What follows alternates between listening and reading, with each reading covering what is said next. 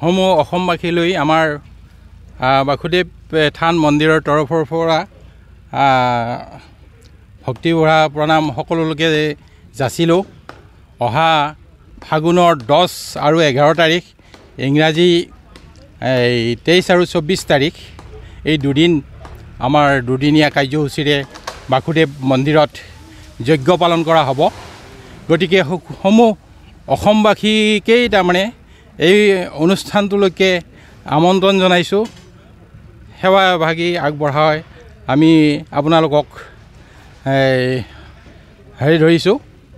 গতিকে আপোনালোকে যাতে যোনে যেনেকৈ পাৰে ইয়াতে আহি সহযোগিতা আগবঢ়াব, মই তাকেই কামনা কৰিছোঁ। আগন্তুক যজ্ঞটো যাতে সুচাৰুৰূপে পালন হয় তাৰে মই কামনা ৰাখিছোঁ।